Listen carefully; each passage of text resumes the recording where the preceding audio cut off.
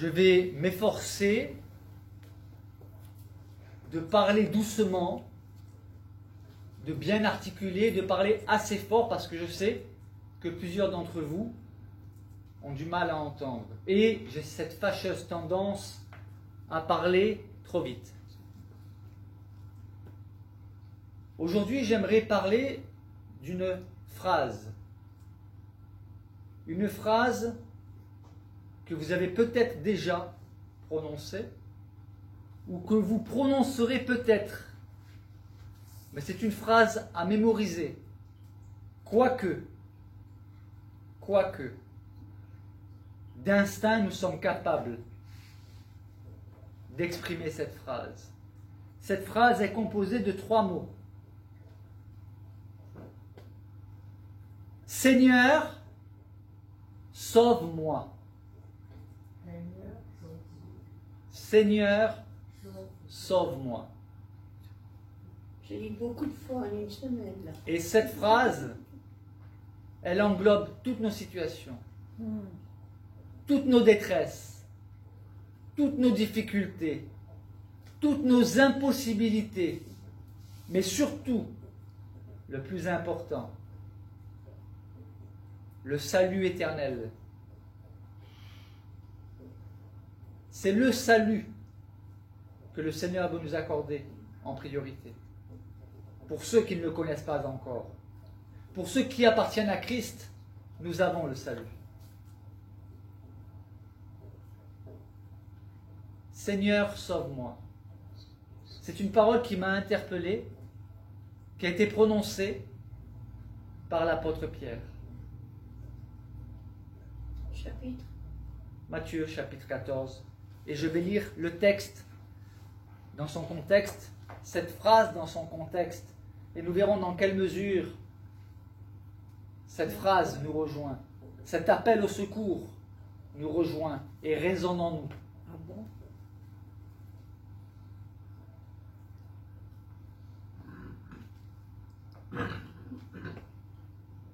Jésus, dans l'épisode précédent, avait multiplié des pains et des poissons pour nourrir une grande foule. Le texte biblique nous dit qu'il s'agissait là de 5000 hommes, sans compter les femmes et les enfants.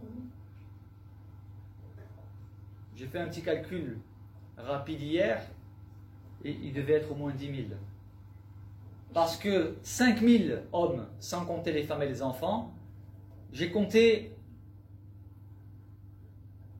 de manière minimaliste. Je me suis dit, si sur les 5000 hommes, il y en a seulement 2000 qui ont une femme, ça fait déjà 2000 personnes de plus. Donc 5000 plus 2000, ça fait 7000. Et si sur ces 2000, chacun a au moins un enfant, et quelques-uns en ont 2, on arrive facilement minimum à 10 000. Et j'ai compté minimaliste. Parce que sur les 5000, il y en avait peut-être 3000 qui étaient mariés et qui n'avaient pas 1 ou 2 enfants, mais peut-être 3 ou 4. Donc cette foule devait être au moins composée de 10 000 personnes. C'est énorme. Et Jésus venait d'accomplir ce miracle. Ils étaient tous affamés sur le plan physique, mais sur le plan spirituel aussi. Ils étaient venus pour écouter Jésus et pour recevoir de l'aide concrète de Jésus, puisque plusieurs étaient malades. Et vers la fin de la journée, les disciples ont dit il faut les renvoyer, parce qu'on est dans un lieu désert et ils vont avoir faim et on n'a pas les moyens de les nourrir. Et Jésus a dit ils n'ont pas besoin de partir. On va leur donner à manger. Nourrissez-les vous-même. Ils ont dit nous n'avons que 5 pains et 2 poissons. Il a dit donnez-les-moi. Il va bénir les pains et les poissons et il va pouvoir nourrir cette grande foule. Après quoi, à la fin de la journée, Jésus va dire à ses disciples passez sur l'autre rive, sur l'autre bord. Partez dans la barque sur l'autre bord. Pendant que lui renverrait la foule. Et les disciples vont obéir à Jésus. Et ils vont commencer à ramer. Et leur périple va être difficile. Pendant ce temps, Jésus a renvoyé la foule. Il s'est mis à l'écart pour prier. Et vers la fin de la nuit, il est allé les rejoindre. Et voilà le contexte. Ah bon? Donc, après la multiplication des pains, je lis ceci, Matthieu chapitre 14 à partir du verset 22. Aussitôt après, donc aussitôt après la multiplication après cet épisode de la multiplication des pains, aussitôt après, il obligea les disciples à monter dans la barque et à passer avant lui de l'autre côté du rivage, pendant qu'il renverrait la foule. Quand il l'eut renvoyé, il monta sur la montagne pour prier à l'écart. Et, comme le soir était venu, il était là, seul.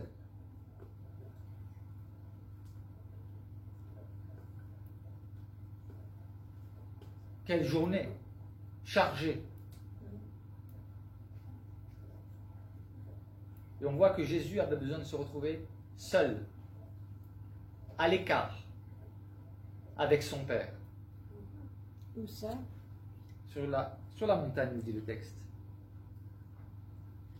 Quand il lui eut renvoyé la foule, il monta sur la montagne pour prier à l'écart. Jésus avait besoin de ces temps quotidiens d'isolement avec son Père. Pendant ce temps, les disciples continuaient de ramer.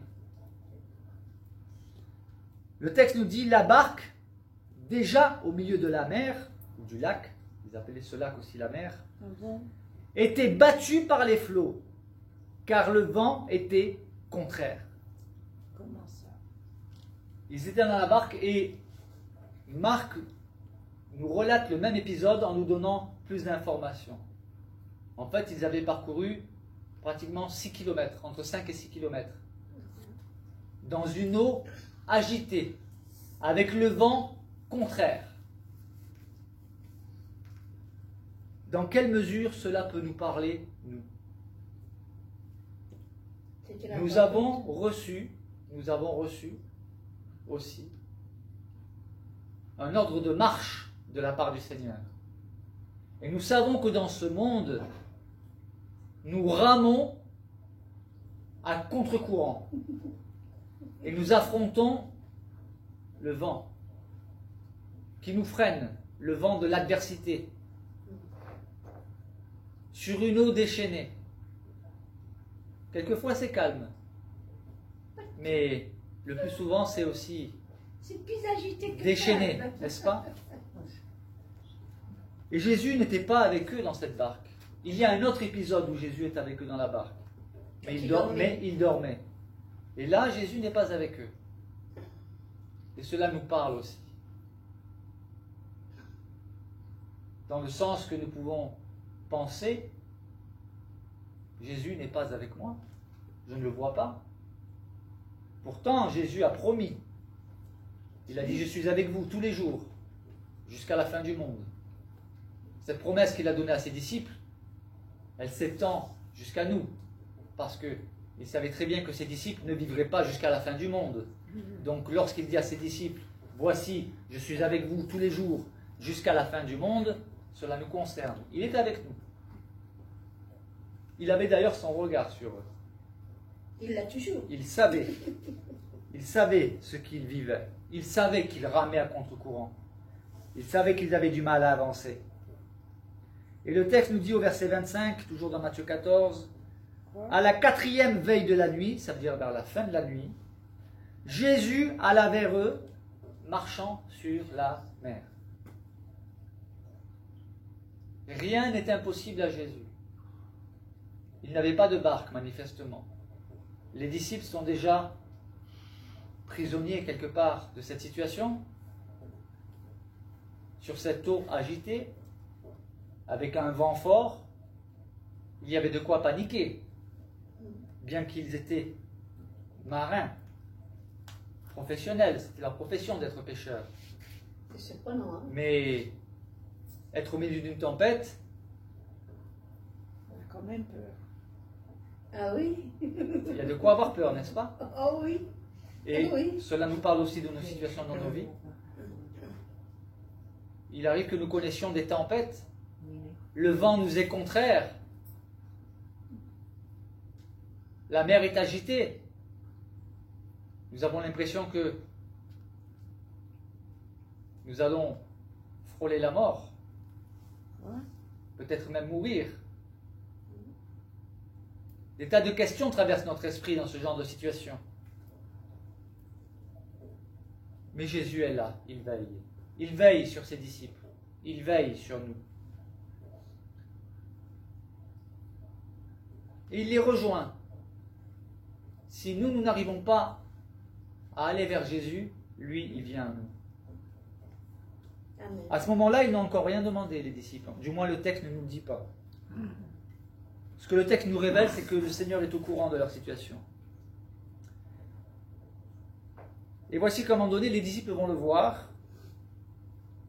Et quand les disciples le virent, marcher sur la mer, ils furent troublés et dirent, c'est un fantôme. Et dans leur frayeur, ils poussèrent des cris. Ils sont effrayés.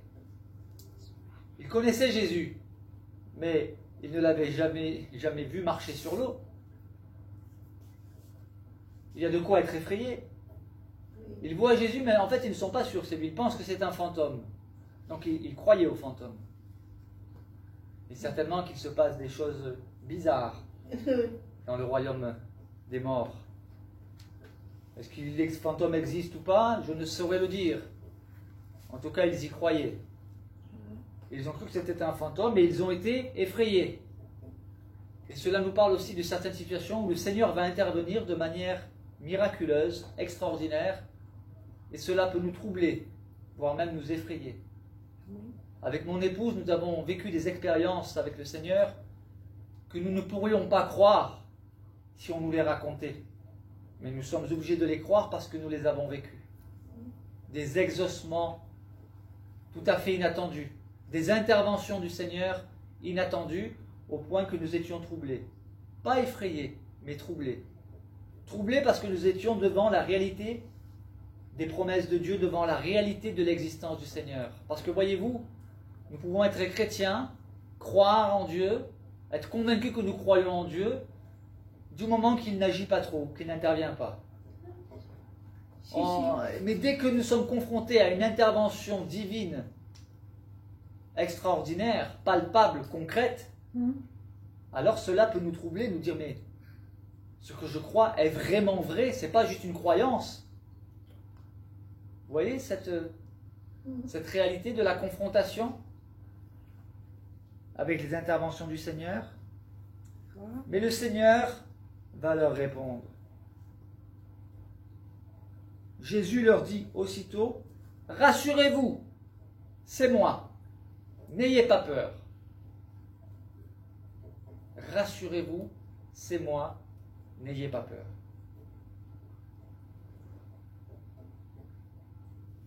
Que cette parole soit déposée sur nos cœurs. Le Seigneur nous dit aussi, rassurez-vous, c'est moi, n'ayez pas peur. Dans votre situation, vous êtes troublé, effrayé peut-être, par la violence du vent et le tumulte des vagues. Rassurez-vous, je suis au contrôle, je suis là. Mais Pierre, lui, veut des preuves. Ah oui. J'aime beaucoup Pierre. Il est spontané, pragmatique. Il n'est pas mystique. Il aime ce qui est concret, ce qui est palpable, ce qui est vérifiable.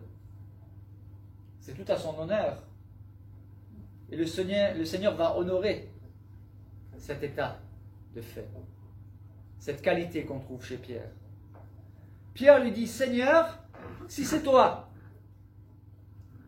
ordonne que j'aille vers toi sur les eaux. Je me pose la question, qu'est-ce qui a pu passer par la tête de Pierre pour adresser à quelqu'un qui est peut-être Jésus ou peut-être pas, parce qu'il pensait que c'était peut-être un fantôme, qu'est-ce qui est passé dans la tête de Pierre pour adresser une telle demande? Voulait-il vivre des sensations fortes? Lesquelles? Je ne crois pas que le désir profond de Pierre se limitait à vivre des sensations fortes. Pierre était spontané. Il était sincère. Il s'est souvent trompé sur lui-même, notamment lorsqu'il a annoncé à Jésus que si tous le renient, lui il ne le renierait pas. Il surévaluait ses capacités. Mais il était comme ça, c'était Pierre. Qui se fait d'ailleurs souvent le porte-parole de ses compagnons disciples. Et Pierre, là,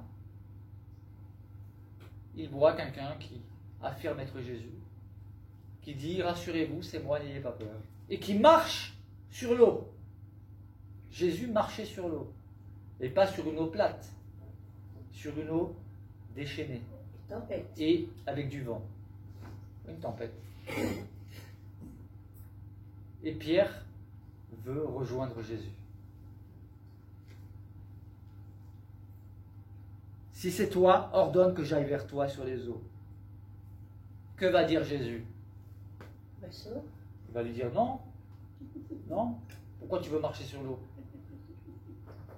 Est-ce que c'est ce que Jésus va lui dire? Non. Jésus voit ce que nous ne voyons pas. Jésus voit les profondeurs du cœur. Jésus voit en chacun d'entre nous ce que les autres ne voient pas. Nous jugeons à l'apparence. Nous jugeons sur oui-dire. Nous jugeons selon nos propres critères limités. C'est la raison pour laquelle nos jugements sont souvent erronés. Et nous nous jugeons aussi nous-mêmes faussement, parce que nous n'avons pas tous les éléments, ni sur nous, ni sur les autres. Mais le Seigneur, lui, ne se trompe point. On voit cet épisode avec Nathanaël. Nathanaël, c'était un homme de qui Jésus, voici un Israélite dans lequel il n'y a point de fraude. Et Nathanaël lui dit, mais d'où tu me connais? Moi, je ne te connais pas. Et Jésus lui dit, quand tu étais sous le figuier, je t'ai vu. Et là, Nathanaël va dire, Seigneur, tu es le Fils de Dieu. Parce que Jésus venait de lui décrire une situation précise que seul Dieu pouvait connaître. Il lui a dit, quand tu étais sous le figuier, il faisait quoi sous le figuier, Nathanaël? On est convaincu qu'en réalité, Nathanaël était en train de prier. Jésus avait vu les profondeurs du cœur de cette femme qui avait été prise en flagrant délit d'adultère et qui était sur le point d'être lapidée. Jésus avait vu les profondeurs du cœur de Lévi, celui qu'on va appeler Matthieu, qui était un péager, un collecteur d'impôts. Jésus avait vu les profondeurs du cœur de Zachée, qui était aussi un collecteur d'impôts et qui s'était enrichi. Jésus voyait les profondeurs du potentiel de chacun de ses disciples. Il voit ce qu'il y a en nous. Et Jésus lui dit à Pierre, viens, viens. Seigneur, si c'est toi, ordonne que je vienne vers toi sur les eaux. Jésus lui dit, viens.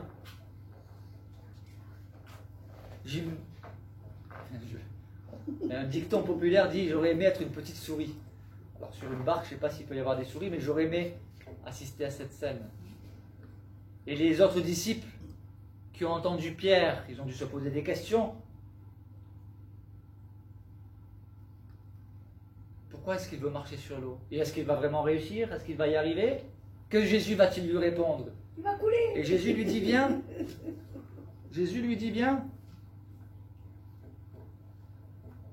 Pierre sortit de la barque et marcha sur les eaux pour aller vers Jésus. Non, il a coulé. Quel miracle extraordinaire. Pierre est sorti de la barque et il a marché sur les eaux.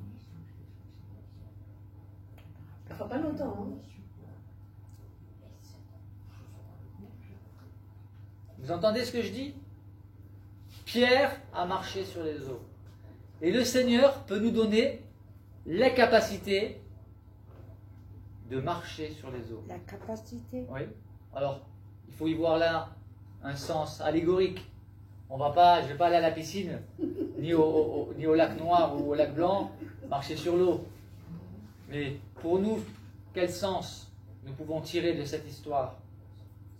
Nous pouvons marcher, nous pouvons ne pas sombrer, ne pas couler sur les eaux déchaînées de ce monde, malgré le vent contraire. Nous avons, avec le Seigneur, grâce au Seigneur, la capacité de marcher sur l'eau, de ne pas sombrer. Mais, parce que l'histoire serait incomplète si je m'arrêtais maintenant. Ah oui, là, Parce qu'il y a un mais qui nous rejoint, un mais qui est important. Mais, le texte, voyant que le vent était fort, il eut peur. Pierre. Mais Pierre, voyant que le vent était fort, il eut peur. C'est-à-dire, Pierre s'adresse à Jésus, il lui dit, si c'est toi, ordonne que je vienne vers toi marcher sur les eaux. Il avait vu que le vent était fort, que la mer était agitée. Et pourtant, il veut marcher sur les eaux. Ok, Jésus lui dit, viens. Il marche. Il devrait réaliser, mais je suis en train de marcher sur l'eau, c'est extraordinaire, c'est merveilleux. Mais à un moment donné, il va détourner ses regards de Jésus et il va considérer la violence du vent. Et dès qu'il va considérer la violence du vent, il va s'enfoncer dans l'eau. Et cela nous parle, moi le premier, dès que je considère la violence de l'adversité, la violence de mes impossibilités, la violence de ma nature humaine qui veut me pousser à accomplir des choses qui ne sont pas à la gloire de Dieu, en pensée, en acte, en parole, il y a de quoi s'enfoncer dans l'eau, perdre pied.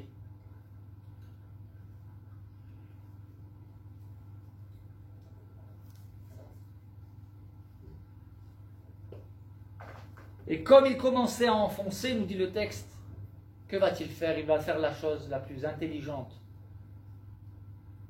la plus efficace qui soit, que nous sommes appelés aussi à faire.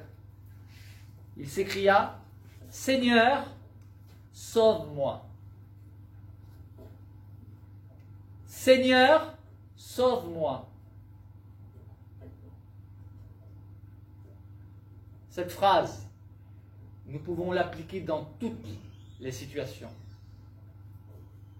Dans le psaume 34, verset 7, il y a une promesse de Dieu qui dit « Quand un malheureux crie, l'Éternel entend et il le sauve de toutes ses détresses. » Est-ce que vous avez déjà expérimenté une situation qui vous a poussé à crier vers Dieu « Seigneur, sauve-moi » ?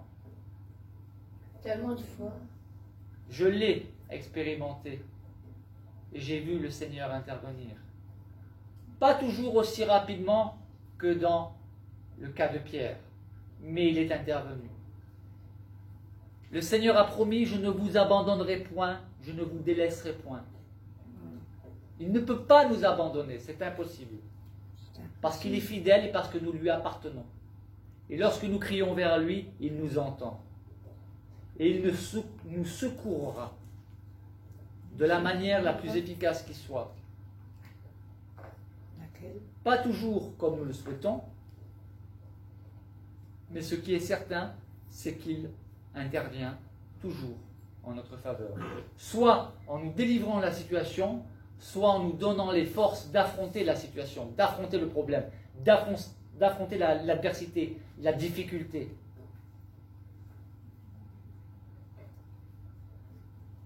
Il s'écria, Seigneur, sauve-moi. Et le texte nous dit, aussitôt. Il est évident que là, il fallait intervenir rapidement, sinon Pierre se serait enfoncé dans l'eau.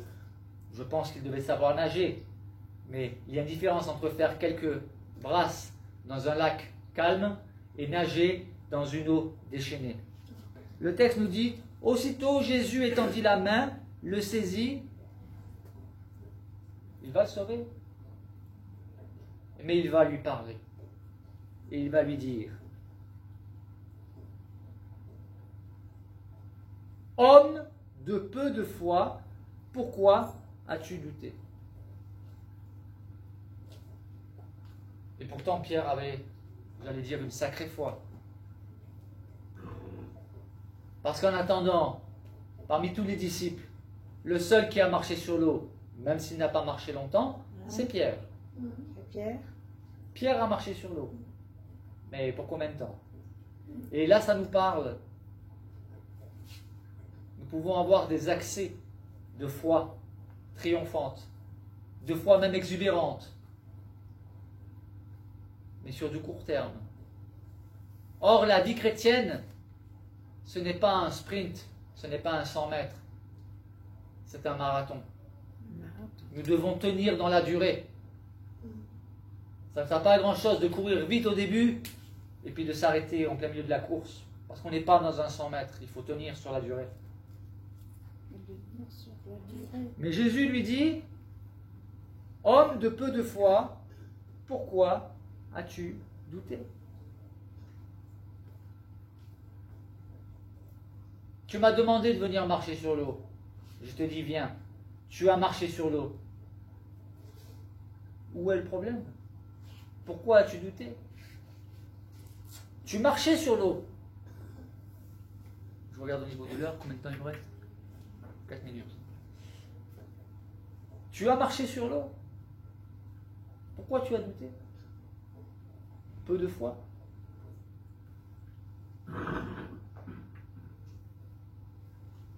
Et ils montèrent dans la barque, et le vent cessa. Ceux qui étaient dans la barque vinrent adorer Jésus. On n'adore que Dieu. Ils vinrent l'adorer. Ils ont reconnu en Jésus sa divinité.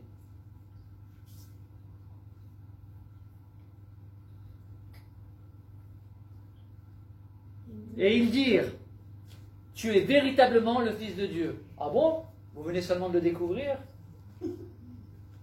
Ils le savaient.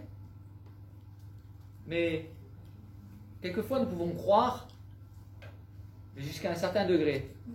Et nous sommes appelés à croître, à grandir dans la connaissance de Dieu, dans la connaissance du Fils de Dieu, dans la connaissance de l'Esprit de Dieu, dans la connaissance des choses de Dieu, dans la connaissance de sa parole, dans la connaissance de sa volonté. Nous sommes appelés à grandir. Ils ont suivi Jésus, ils savaient qui était Jésus. Mais là, avec ce qu'ils viennent de voir, ce qu'ils viennent de vivre, il n'y a plus à douter. Hein. Et pourtant ils vont encore douter. Ils sont de plus en plus affermis. Leur foi est édifiée, ça veut dire qu'elle est construite. Elle gravit des échelons. Mais nous voyons, lorsque nous lisons les évangiles, qu'ils vont connaître d'autres épreuves où ils vont douter. Mais dans toutes ces situations, nous voyons que le Seigneur ne les abandonne jamais. Même lorsque Pierre a renié Jésus, Jésus ne l'a pas abandonné. Il est allé vers Pierre, il fallait régler ce problème. Et il va discuter de ce qui s'est passé avec Pierre. Quel Seigneur merveilleux nous avons.